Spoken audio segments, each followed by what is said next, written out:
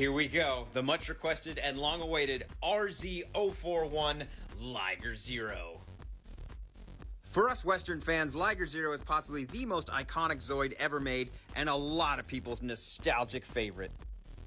The Liger Zero was designed in the year ZAC 2100, although it wouldn't be deployed on the battlefield until ZAC 2101. Although the Liger Zero was originally designed by the Gylos Empire, it is most frequently used by the Helic Republic of Planet Z. Liger Zero weighs in at 85 tons, making it nearly 40 tons lighter than the Blade Liger. Liger Zero is 24 meters long, or about 78 feet, 8.3 meters tall, or around 27 feet, and clocks in with a top speed of 307 kilometers, or nearly 200 miles per hour. Liger Zeros come stock with a decent amount of weapons and equipment, including a 208mm anti-Zoid dual-shot cannon mounted on the chest, an anti-Zoid 108mm high-density beam gun mounted on the tail, which rarely gets used, twin ion boosters mounted on the Liger Zero's back, downforce stabilizers, one on each side to keep the Liger Zero on the ground, laser fangs for up-close and personal biting attacks, and the infamous strike laser claw mounted on both front paws. But Liger Zero's potential doesn't lie in speed or strength or being more powerful than its opponent, but rather in its versatility. You see, Liger Zero is also equipped with CAS, which stands for Changing Armor System.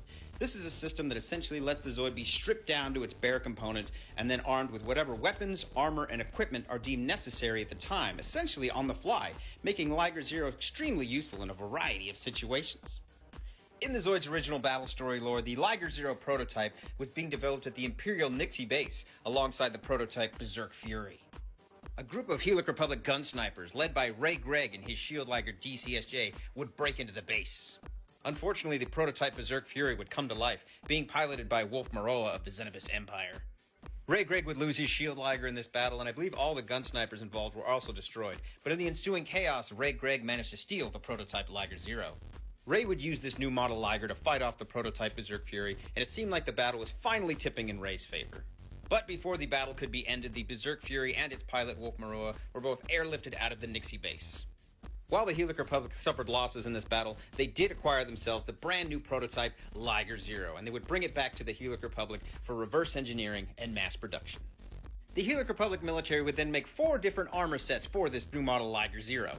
The basic white Liger Zero armor, which I believe was actually an Imperial design and recreated using the stolen data from the Nixie base. Next up, the speed type armor, Liger Zero Jaeger.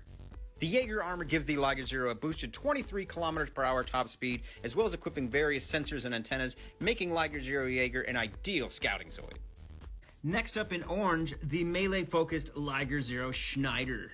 While Schneider is only 3 kilometers faster than the basic white Liger Zero, it comes equipped with 7 laser blades, various boosters, and an energy shield, making this thing an excellent choice for close-range melee.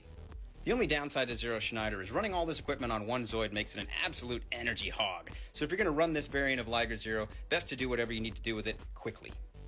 And the last of the Republic CAS set for Liger Zero Panzer. The Liger Zero Panzer is just built for mid to long-range artillery attacks. While it is a good bit slower than the basic white Liger Zero, only coming in at 285 kilometers per hour, it is just lined with all kinds of missiles and these 2 big hybrid cannons, and is usually considered the best of the Republic CAS sets for Liger Zero. But the Helic Republic wasn't the only one rocking Liger Zeros in the original lore. Years after the Liger Zero prototype was originally stolen, the Gylos Empire managed to scrape together whatever data was left and reproduce their own Liger Zero, the Liger Zero Empire version. It has the same stats and equipment as the basic white Liger Zero armor, although this time in a beautiful Imperial red and gold color scheme. And the Gylos Empire would go on to make their own armor set for the Imperial Liger Zero, the Liger Zero X.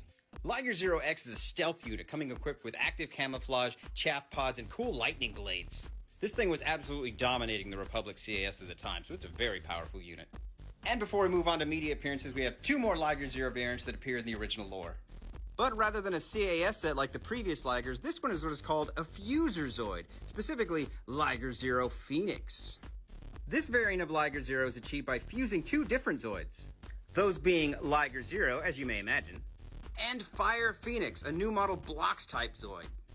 By fusing the Fire Phoenix to the Liger Zero, the Liger now gains access to all the Fire Phoenix's weapons and equipment, including, most notably, the Magnezer system, meaning this Liger Zero variant has the ability to fly. And the last version of Liger Zero to appear in the original lore, the Liger Zero Falcon. While the Zero Falcon loses some of the long-range capabilities that Zero Phoenix had, it has a crazy top speed now and much improved melee capabilities, and generally considered one of the most powerful Ligers to have ever been made. Whew, that was a lot. On to media appearances. Outside of the original battle story lore, Liger Zero has appeared in quite a few different pieces of Zoids media. I would say most famously in the second and third Zoids anime, Zoids New Century and Zoids Fusers, but he's also appeared in the Zoids Chaotic Century manga, the New Century manga, Zoids Genesis, the fourth anime, and Zoids Generations. Liger Zero's most famous appearance is definitely the second anime, Zoids New Century Zero, where it is piloted by a strange hobo man named BitCloud. In this anime, the Liger Zero has a very bratty personality and it's just so much fun. This anime is only 26 episodes long, so it doesn't take long to get through. The characters are fun, the animation still holds up, and we see Bit go through the 4 basic Republic Liger Zero units: Basic, Schneider, Jaeger, and Panzer. And I'm sure a few of you were scratching your heads at the mention of a New Century manga. It does exist, it's only 4 volumes, it doesn't really follow the anime, and it's kind of a little silly, wacky thing. But if you want to read it, it is up on the Zoids Iron Bible website. 3 Liger Zeros would appear in the Zoids Chaotic Century manga, the first piloted by the infamous Van Flyheight. Van would not only get himself a Liger Zero, but also a special CAS called Liger Zero, Caesar the King, which never appeared anywhere else.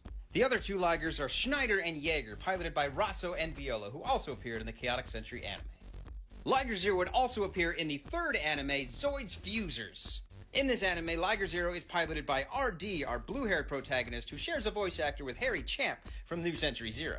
RD would pilot the basic white Liger Zero Phoenix, and Liger Zero Falcon. And while Fusers is considered something of a black sheep in the Zoids animes, I think it's still worth a watch. Liger Zero would also appear in Zoids Genesis in cameos so brief some people didn't even realize it was in this anime.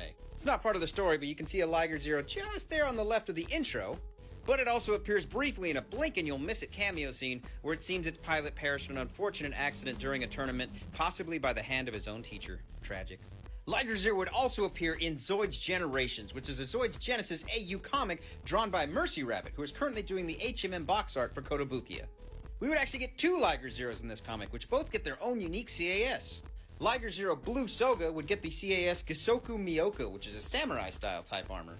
And Liger Zero Red Hyo, which would get a Shrine Priestess-style CAS called Miko Liger, which is used for ceremonies rather than battle. We'll be going over product releases for Liger Zero in Part 2.